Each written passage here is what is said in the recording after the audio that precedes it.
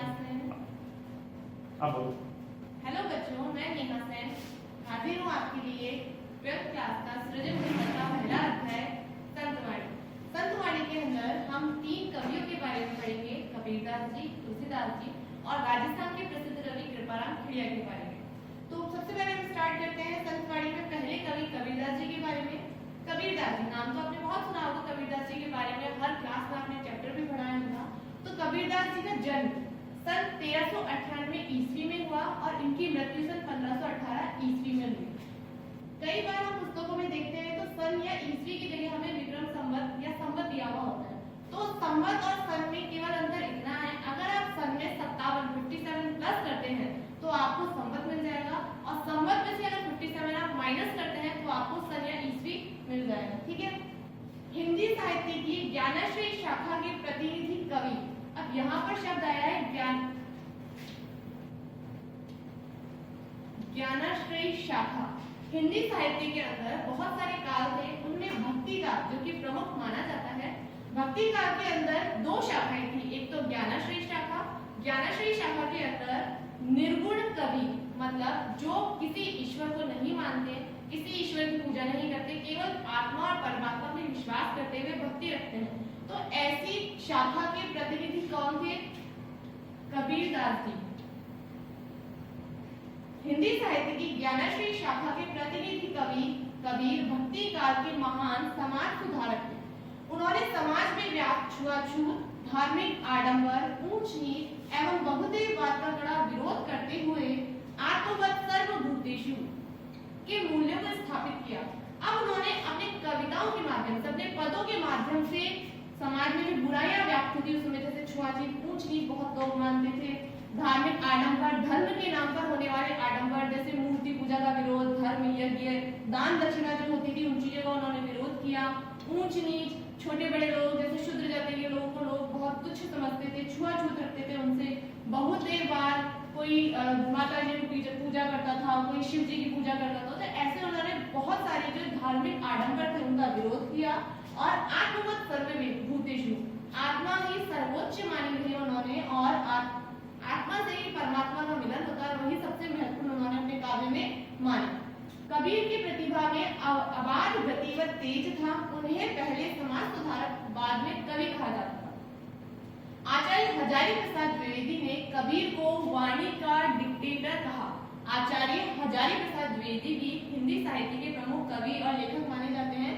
उन्होंने कबीरदास जी की मतलब जो तर्क संगति थी उनकी, वो जिस सपाट बयानी से अपने काव्य लिखते थे, पद लिखते थे, अपनी बातों को सहजता से कहते थे, उसके कारण इन्होंने वाणी का डिक्टेटर कहा। कवि ने अपनी सपाट बयानी एवं तटस्थता से समाज सुधार के लिए जो उपदेश दिए उनका संकलन उनके शिष्य धर्मदास ने किया। कबीरदास जी ने अपने बारे में कहा है कि मसी कागज छुयो नहीं, कलम गही नहीं हाथ। उन्होंने खुद ये कबूल किया है कि मैं अनपढ़ हूँ और मैंने कभी कलम हाथ में नहीं ली। तो उनके पदों का जो संकलन किया, संकलन यानी उनको एकत्रित करना किसने किया? उनके शिष्य धर्मदास जी ने। कबीर की रचनाओं के संकलन को बीजक कहा जाता है। इनकी रचनाएं जो संकलित की गई उस ग्रंथ का नाम था बीजक, और इस बीजक के 3 भाग थे, साखी, सबद और रामायणी। इनके जो पद थे, इन्होंने जो देखा समाज में, जो बुराइयां देखी या जो भी चीज उन्होंने समाज में देखा, साखी तद्भव शब्द है, इसका सही शब्द होता है साक्षी, तो उसको तद्भव करके यहाँ पे साखी दिया गया है। सबद, शब्द और रामायणी। संत काव्य परंपरा में उनका काव्य हिंदी साहित्य के अमूल्य निधि है। पाठ्य पुस्तक में आपकी जो पुस्तक है इसके अंदर कबीर के दोहे सदाचार, श्रेष्ठ जीवन, मूल्यों को अपनाने की प्रेरणा देते हैं। इनके जो पद दिए हुए हैं, दोहे दिए हुए हैं, उनके अंदर क्या शिक्षा दी गई है? सदाचार, अच्छे आचार, श्रेष्ठ जीवन, मूल्यों को अपनाने की प्रेरणा दी गई है। जीवन में त्याग की महत्ता है, त्याग को महत्वपूर्ण माना गया है। मानव को हंस की तरह नीर शीर विवेक रखना चाहिए। अब ये मैं आपको बताऊंगी कि नीर शीर विवेक क्या होता है। अभिमान त्यागने में सार है। साधु की पहचान जाति से नहीं उसके ज्ञान से की जाती है। सत्संगति सार्थक होती है। दुराशा सर्पिणी के समान घातक होती है, और वाणी में कोयल से मिठास होनी चाहिए। बच्चों ये जो दिया हुआ है आपके ये वाला पैराग्राफ, ये पैराग्राफ आपके जो कबीर के दोहे दिए हुए हैं ना, उन दोहों का परिचय है कि उन दोहों में कवि क्या कहना चाहता है, वो उनका परिचय है।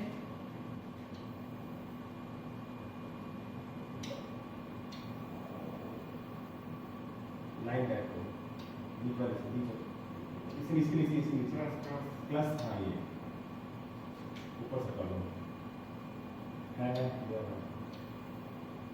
ऊपर ऊपर ऊपर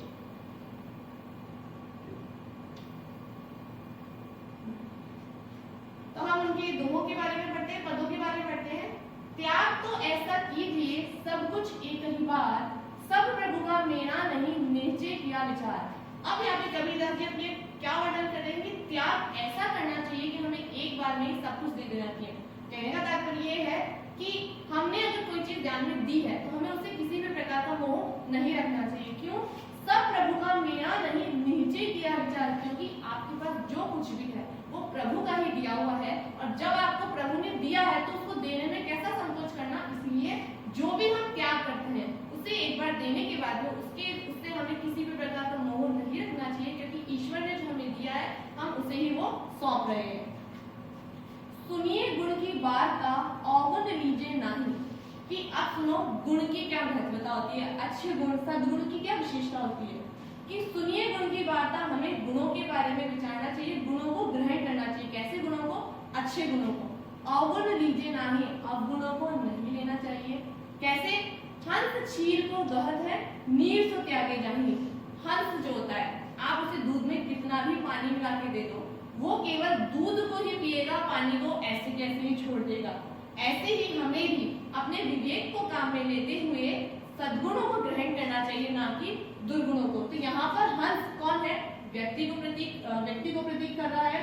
नीर अच्छे गुणों का नहीं, दुर्गुणों को व्यक्त कर रहा है। और जो दूध है, क्षीर का मतलब यहाँ पे दूध से लिया गया है, तो दूध जो है अच्छे गुणों का, सद्गुणों का प्रतीक है यहाँ पे। तो जिस प्रकार हंस अच्छे गुणों को ग्रहण करता है दूध के समान, बुरे गुणों को जल की तरह त्याग देता है, ऐसे ही व्यक्ति को भी दूध के समान सद्गुणों को ग्रहण करना चाहिए और पानी के समान जो बुरे गुण है उनको त्यागना चाहिए। छोड़े जब अभिमान को सुखी भया सब जीव। अभिमान, अहंकार, उसको छोड़ देने पर संसार के सभी जीव जो होते हैं वो सुखी हो जाते हैं। भावे कोई कछु कहे मेरे लिए निज जीव।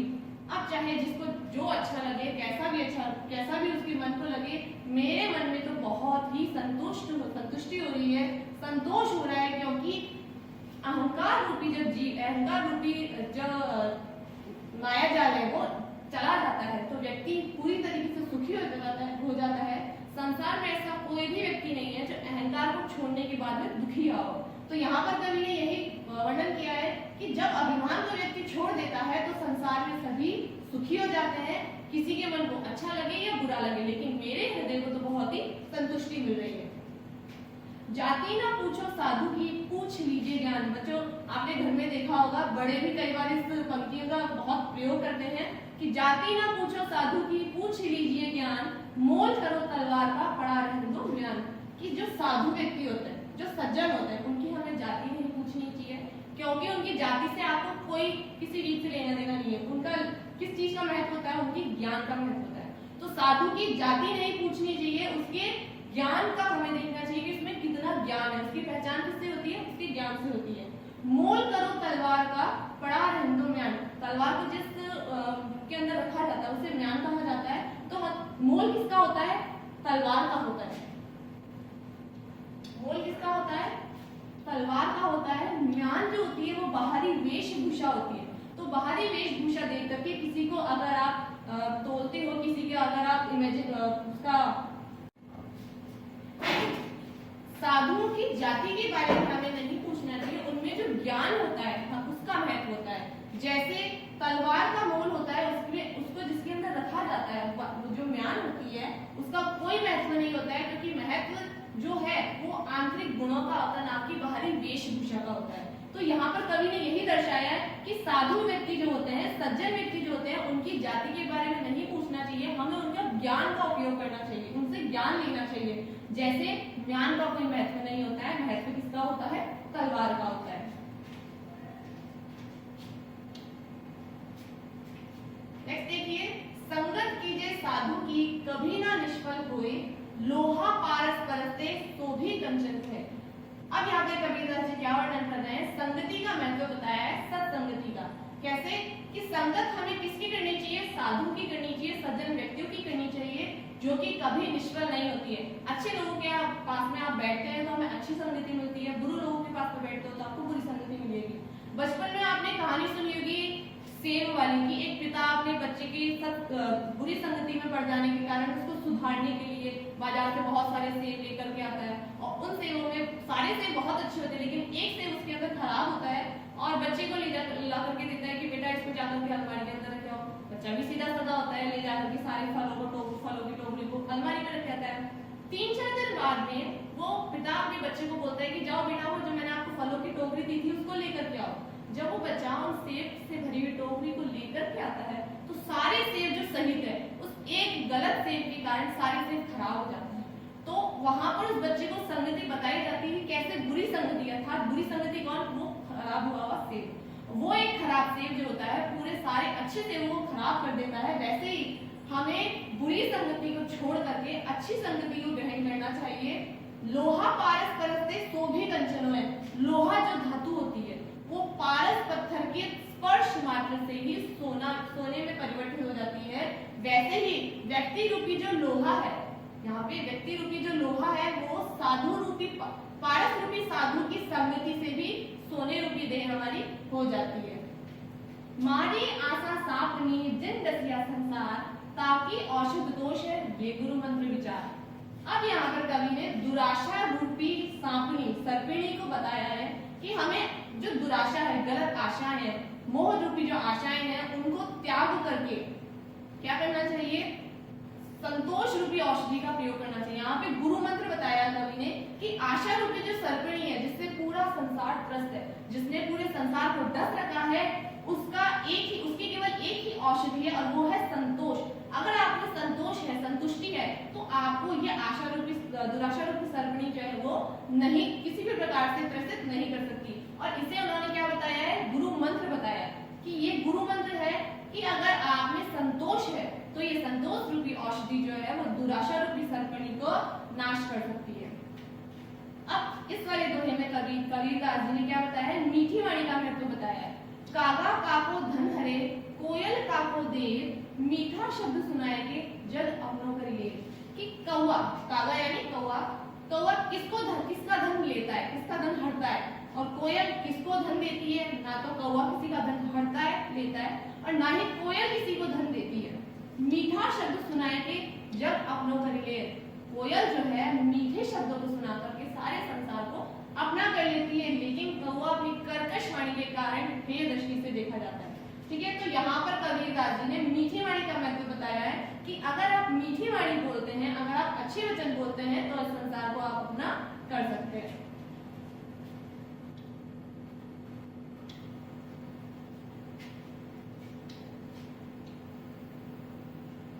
कबीरदास जी संत वाणी के पहले कवि का जो परिचय था, जो दोहे थे वो समाप्त हुए। नेक्स्ट इसमें है तुलसीदास जी। तुलसीदास जी के बारे में बहुत अच्छी तरीके से जानते हैं। तुलसीदास जी का जन्म सन 1532 ईस्वी में और इनकी मृत्यु हुई सन 1623 ईस्वी में। इनका जन्म कहाँ हुआ था बच्चों? इनका जन्म हुआ था उत्तर प्रदेश के बांदा जिले के राजापुर गांव में। ठीक है, और इनका बचपन जो था बहुत कठिनाइयों के अंदर बीता। इनकी माता का नाम तुलसी था और उन्हीं के नाम पर इनका नाम तुलसी रखा गया।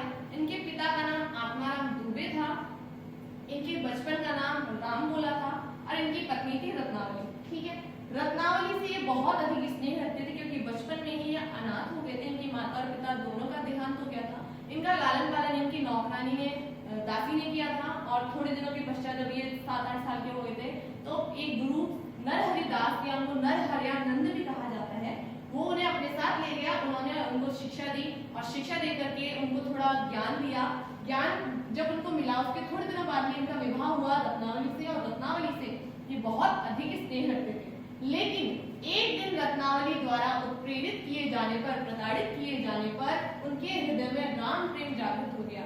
रत्नावली ने उनको धिक्कारा कि जितना प्रेम आप मुझसे करते हो, इतना प्रेम अगर आप भगवान श्री राम से करो तो आपका जीवन सुधर सकता है। और उन्होंने यही करा। जब उन्हें धिक्कार मिला, जब उन्हें प्रताड़ित किया गया रत्नावली के द्वारा, तो उनके मन में राम प्रेम जागृत हुआ। तुलसीदास ने अवधी तथा ब्रज भाषा में कई ग्रंथों की रचना की। रामचरितमानस उनकी कीर्ति का आधार ग्रंथ है। बच्चों, रामचरितमानस जो है ना, रामचरितमानस को भक्तों का कंठहार कहा जाता है। वाल्मीकि कृत रामायण तो सर्वथा उपलब्ध नहीं हो पाती है, तो आज जो पढ़ा जाता है ग्रंथ हिंदू समाज में या भारतीय समाज में, वो मोस्टली पढ़ा जाता है रामचरितमानस को। रामचरितमानस में 7 कांड है। आप सुंदरकांड तो आपने सुना होगा, बहुत जगह मंगलवार और शनिवार का गान भी होता है उसका। तो उसमें रामचरितमानस में 7 कांड है पूरे। अन्य प्रसिद्ध ग्रंथों में विनय पत्रिका, कवितावली, दोहावली, गीतावली, कृष्ण गीतावली, बरवई रामायण तथा रामलला नंचू प्रमुख है। तुलसी के काव्य में समन्वय की भावना सर्वोपरि है। तुलसी के काव्य में समन्वय की भावना सर्वोपरि है। समन्वय का मतलब होता है एडजस्टमेंट, संतुलन। तो कैसे भारतीय समाज में पिता का दायित्व क्या होता है, माँ का दायित्व क्या होता है, पिता का पुत्र के प्रति या पुत्र का पिता के प्रति, पति का अपनी पत्नी के प्रति, माता के प्रति क्या दायित्व होते हैं, वो सारे दायित्वों को रामचरितमानस में तुलसीदास जी ने बहुत ही अच्छी तरीके से दर्शाया है। बहुत अच्छी रचना है तुलसीदास जी की रामचरितमानस। उन्होंने अपनी रचनाओं के माध्यम से आदर्श समाज की जो कल्पना प्रस्तुत की है वह कभी अप्रासंगिक नहीं हो सकती। उन्होंने एक ऐसे समाज की स्थापना करी है रामचरितमानस के माध्यम से कि वो प्रेरणा बन गई है समाज के लिए। तुलसी का काव्य भारतीय समाज का आदर्श पथ प्रदर्शक है।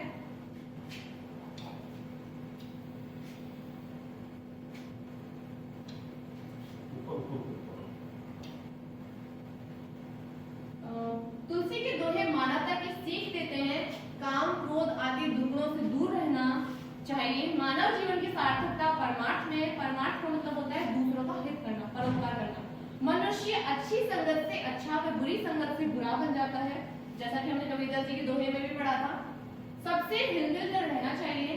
वक्त प्रतिकूल हो तो मौन रहना श्रेष्ठ होता है। प्रतिकूल नहीं, अगर वक्त आपके उल्टे है, आपके समर्थन में नहीं है, तो आपको चुप रहना चाहिए। बुरे समय में धीरज, धर्म, विवेक, साहित्य, साहस, सत्यवत व परमात्मा में भरोसा रखना चाहिए। यह आपके पदों का परिचय है तुलसीदास जी के दोहों का।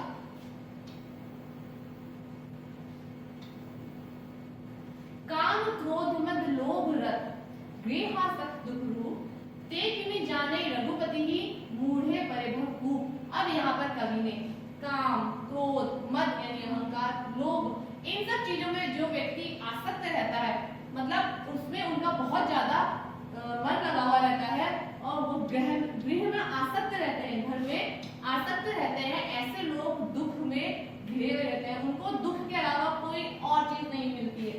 ते किमि जाने रघुपति ही, मूढ़ परिभव कूप। और उनको जानना किसको पड़ता है? केवल अगर वो रघुपति जी का, श्री राम जी का ध्यान नहीं करते हैं, तो वो जो मूर्ख होते हैं वो किसमें गिरते हैं? कुएं में जाके गिर जाते हैं। अब कुएं में जाके गिर जाते इसका मतलब ये नहीं वो कुएं में गिर रहे हैं, नहीं। यहाँ पर वो कह रहे हैं कि काम, क्रोध, अहंकार और लोभ में जो व्यक्ति डूबे हुए रहते हैं और भगवान की भक्ति नहीं करते हैं, भगवान श्री राम जी का सत्संग भजन नहीं करते हैं, वो लोग भव संसार रूपी कुएं के अंदर गिरते हैं। संसार रूपी कुएं में वो जकड़े हुए रहते हैं और उनको दुख के अलावा कोई चीज प्राप्त नहीं होती। किसी भी प्रकार से वो सुखी नहीं रह सकते हैं। कहिबे कहे रसना रची, सुरबे कहके कान, धरिबे तहचित हित सहित, परमारथी सुजान। अब यहाँ पर तुलसीदास जी क्या वर्णन कर रहे हैं? कहने और बोलने के लिए हमें क्या दिया? रसना यानी जीभ दी है भगवान ने, सुनने के लिए हमें कान दिए हैं, धरिबे तहचित हित सहित, और उन सब चीजों को रखने के लिए हमें क्या दिया? हृदय दिया। परमारथी सुजान, लेकिन हमें वो चित्त गलत कामों के लिए नहीं दिए, बल्कि अच्छे कामों को अपने मन में धर करके, कानों से अच्छी बातें सुनना, मुंह से अच्छी बातें बोलना और ऐसी अच्छी बातों को चित्त में धर के दूसरों का हित करना ही सर्वाधिक बड़ा धर्म बताया यहाँ पे तुलसीदास जी ने।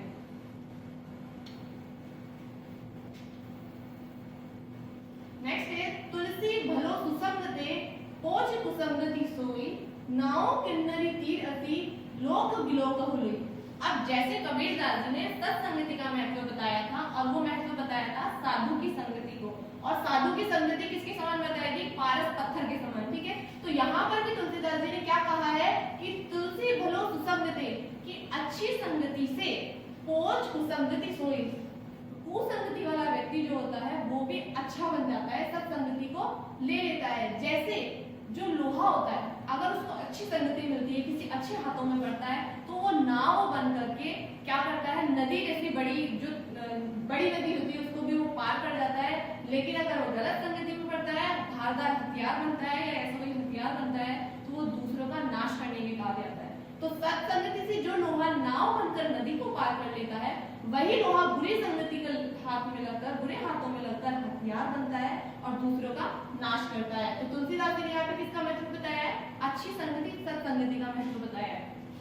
राम कृपा तुलसी सुलभ गंग सुसंग समान, जो जन परे जो जन मिले कीजिए आपको समान। अब यहाँ पर कवि ने राम जी की भक्ति का महत्व बताया है कि जिस प्रकार गंगा नदी में जब अन्य नदियां आकर के मिलती है या अन्य नदियों का जल जाकर के उसमें मिलता है तो उन नदियों की भी पवित्रता बढ़ जाती है, क्योंकि वो गंगा जैसी पवित्र नदी में आकर मिल जाती है। तो ऐसे ही भगवान श्री राम की भक्ति करने से श्री राम की प्राप्ति होती है। तो यहाँ पर गंगा नदी की महत्वता को किसके समान बताया है इन्होंने? राम जी की भक्ति के समान बताया है। तुलसी या संसार में भांति भांति के लोग, सबसो हिलमिल चलिए नदी नाव संयोग। अब यहाँ पर तुलसीदास जी ने हिलमिल कर रहने का महत्व बताया है। इस संसार में तरह तरह के लोग होते हैं, अलग अलग स्वभाव के, अलग अलग चरित्र के लोग होते हैं। आपको सबसे मिलकर रहना चाहिए, सबसे हिलमिल कर रहना चाहिए, किसी से बैरभाव नहीं रखना चाहिए। जैसे नदी और नाव का संयोग होता है, जैसे नदी अगर नाव से संयोग करके चलती है तो क्या होता है, वो नदी को पार कर जाती है। ठीक है। तुलसी पावस के समय धरी कोकिलन कौन, अब तो दादुर बोलिए हमें पूछिए कौन। अब यहाँ पर तुलसीदास जी ने क्या बताया है कि पावस, पावस क्या होती है? वर्षा ऋतु। वर्षा ऋतु आने पर कोकिल यानी जो कोयलें होती है वो मौन धारण कर लेती है। क्यों? क्योंकि अब बोलने का समय किसका है? दादुर यानी कि मेढकों का। तो जब परिस्थितिवश जब बुरे लोग बोलने लगते हैं, दुर्जन व्यक्ति जब बोलने लगते हैं तो सज्जन व्यक्ति मौन धारण कर लेते हैं। क्योंकि अगर आप उनके सामने सामने की बातचीत रखोगे, अगर वाद विवाद करोगे तो बुरे लोगों से वाद विवाद करने का कोई महत्व नहीं होता है। तो समय अनुकूल जब पावस ऋतु, वर्षा ऋतु आती है तो कोयलें जो कि सज्जनों का प्रतीक है वो मौन धारण कर लेती है, क्योंकि उस समय दादुरों के बोलने का अर्थात मेंढकों के, दुर्जन व्यक्तियों के बोलने का समय आ जाता है। तो अब सज्जन व्यक्ति को कौन पूछेगा? जब बुरे व्यक्ति बोलने लगते हैं तो सज्जन व्यक्ति मौन धारण कर लेते हैं। और यही अच्छा बताया है तुलसीदास जी ने। तुलसी असमय की सखा धीरज धर्म विवेक, साहित्य साहस सत्यव्रत राम भरोसो एक। अब यहाँ पर तुलसीदास जी ने क्या बताया है कि जो बुरा समय आता है व्यक्ति का, उस समय व्यक्ति के साथी मित्र कौन कौन होते हैं? धैर्य, धर्म, विवेक, साहित्य, साहस और सत्यव्रत। जब व्यक्ति बुरे समय में पड़ जाता है तो उसे ना तो धैर्य होना चाहिए, ना अपने धर्म से हटना चाहिए, ना उसे अपना विवेक होना चाहिए, उसे साहित्य के ऊपर निर्भर रहना चाहिए, उसमें साहस होना चाहिए और सत्यव्रत का पालन करना चाहिए।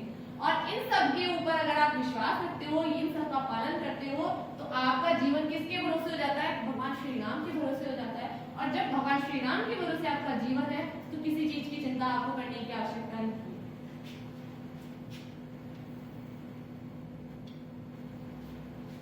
कबीरदास हमारा पूरा हुआ, तुलसीदास हमारा पूरा हुआ। अब संत वाणी के जो तीसरे कवि है वो है राजियारा सोरठा के लेखक रचयिता कृपाराम खिड़िया।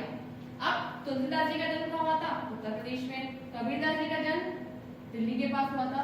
इनका जन्म हुआ था राजस्थान में, राजस्थान के मारवाड़ राज्य के अंदर खराड़ी गांव में। किसके घर हुआ था? जगराम खिड़िया के यहाँ। सन 1743 में इनका जन्म और मृत्यु सन 1833 ईस्वी में। राजस्थानी भाषा डिंगल और पिंगल के उत्तम कवि व संस्कृत मर्म के होने के कारण उन्हें सीकर के राव लक्ष्मण सिंह ने महाराजपुर और लक्ष्मणपुरा गांव जागीर में दिए थे। कवि कृपाराम सीकर के राजा देवी सिंह के दरबार में भी रहे। राजिया कृपाराम जी का सेवक था। अब इन्होंने अपने काव्य का नाम राजियारा सोरठा क्यों रखा? राजिया जो था इनका एक सेवक था जो कि निसंतान था, उनकी कोई संतान नहीं थी। तो हर समय बेचारा चिंता में डूबा रहता था कि मेरे कोई संतान नहीं है, मेरा वंश कैसे आगे बढ़ेगा, मेरा कोई नाम लेने वाला नहीं होगा। तब एक दिन कृपाराम जी ने कहा कि तू चिंता मत कर, मैं तेरा नाम संसार में अमर कर दूंगा। और उन्होंने वही किया। उन्होंने अपने काव्य के माध्यम से राजिया को, राजा राम को अपने से भी ज्यादा फेमस कर दिया, अपने से भी ज्यादा प्रसिद्ध कर दिया।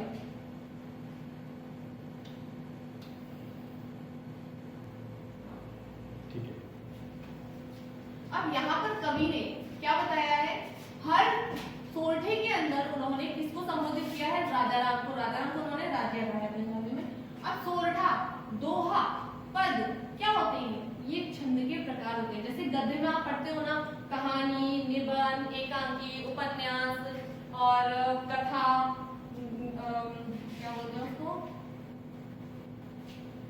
चलो छोड़ो। गद्य के अंदर जैसे अलग अलग पार्ट होते हैं, कोई कहानी होती है, कोई निबंध होते हैं, कोई एकांकी होती है, उपन्यास, आत्मकथा कथा होती है, डायरी होती है। तो वैसे ही काव्य के अंदर भी छंदों के अलग अलग प्रकार होते हैं। कोई दोहा होता है, कोई सोरठा होता है, ठीक है, कोई छप्पे होता है, कोई कुंडलियां होती हैं। ऐसे ही इन्होंने किसका प्रयोग किया, यहाँ सोरठे का प्रयोग किया। पहला है उपजावे अनुराग कोयल मन हर्षित करे, कड़वो लागे का रसना रागुण राजिया।